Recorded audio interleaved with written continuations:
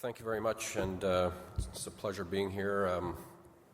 It's always tough to follow a Rhodes Scholar and economist in a room full of economists. I'm not an economist. Well, I have a minor in economics, which really just qualifies me to read the cartoons in The Economist magazine. I thought it was really interesting in my very specific instructions about my presentation today, there were to be no equations or diagrams. So you'll forgive me if I made an assumption that by the third panel, you guys would be really in withdrawal of diagrams and equations. So I'm going to have a couple in my presentation. I'm going to talk just very briefly about the Railway Association of Canada, about the importance of agriculture and food, a little bit about last winter and winter in general, and as requested, some of the challenges, opportunities, and ideas that we have to improve transportation in the future. So this is our network. All railway presentations start with a map, and it's just an easy way for you to see the Canadian rail network. And, of course, it extends into the United States with CN and CP. And as mentioned, we represent 59 railways in Canada. And, by the way, Professor, some of those railways are, in fact, owned by shippers, including the mining companies. We play a major role in facilitating Canadian trade. Over 60% of what we move are goods going either across the U.S. border or through Canadian ports.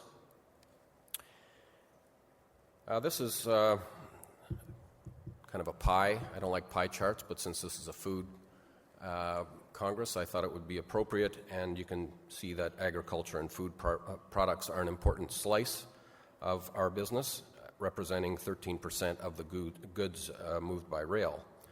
In total, we move $280 billion worth of goods each year in Canada.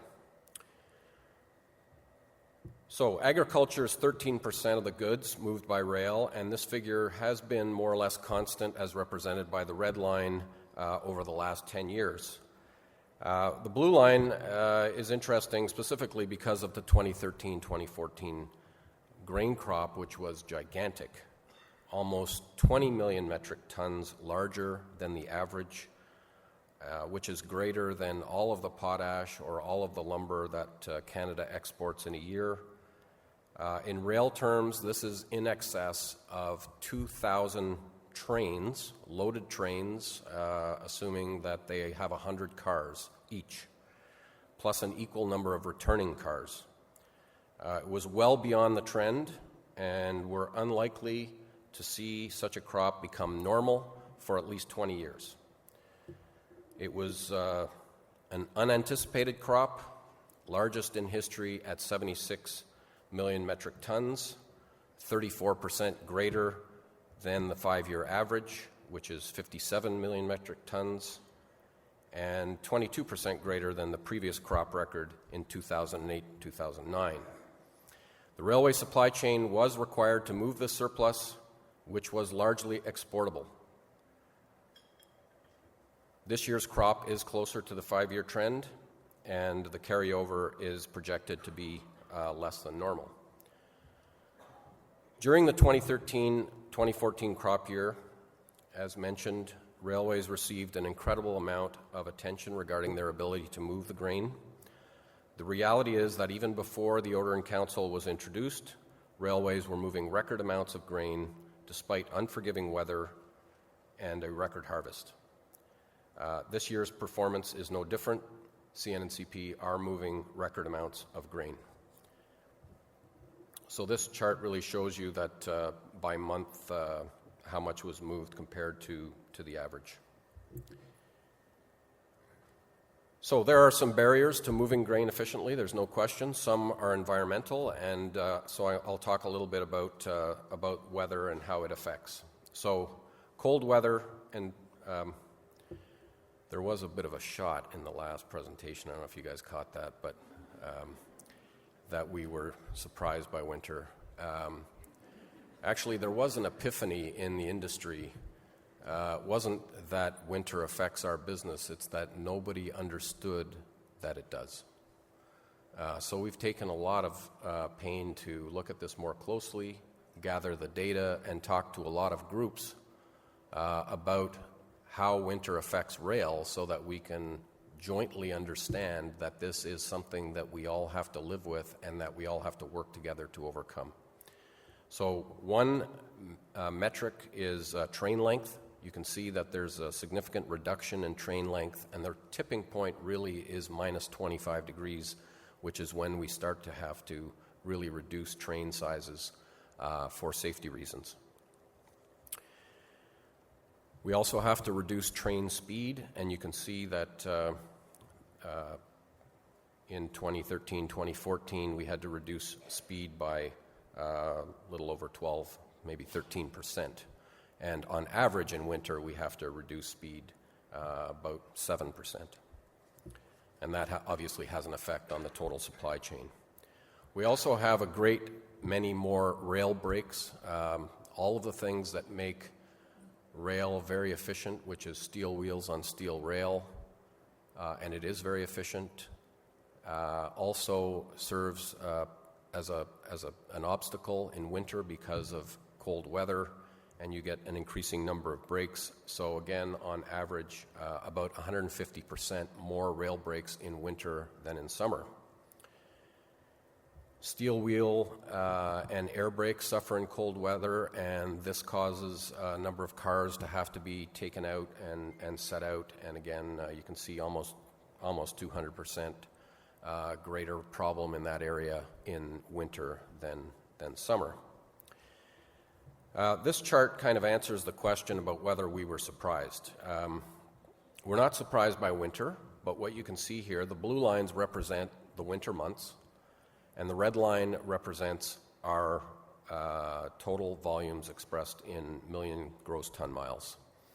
So you can see on the overall red line is an increasing line because we keep getting better and better at moving product through winter, and our volumes are increasing. And you can see that even the very depths, it's obviously a big downward curve last winter, but the very bottom of it is equivalent to about all of the products that we moved in the summer of 2011. So we are getting better, but we are impacted by winter, and that's evidenced by the downward trend of the red line as it overlays the blue line, which is winter. So the question on the ground, knowing this between railways and their customers, is really all about the measures that can be taken to improve collaboration. This includes everything from customer-owned equipment to prepare cars, charge air brakes, and so on, to moving product during slower periods or during better weather. It really is a team sport.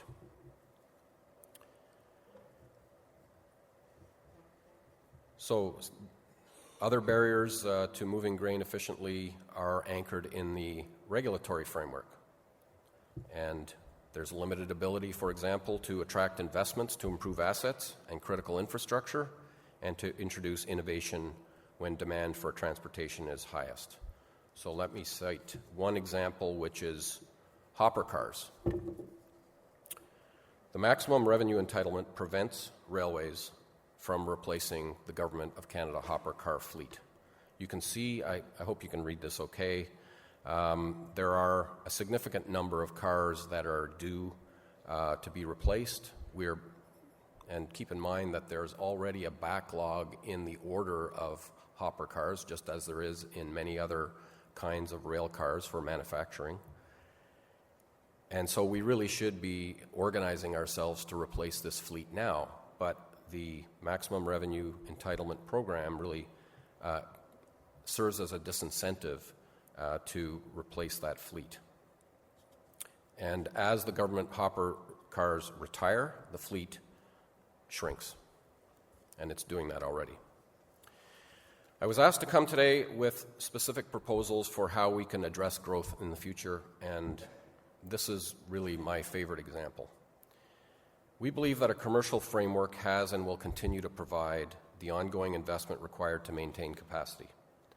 But there are ways that we can help to deal with agriculture products that may not be so easy to forecast, which fluctuate as we've seen. And one example is containers.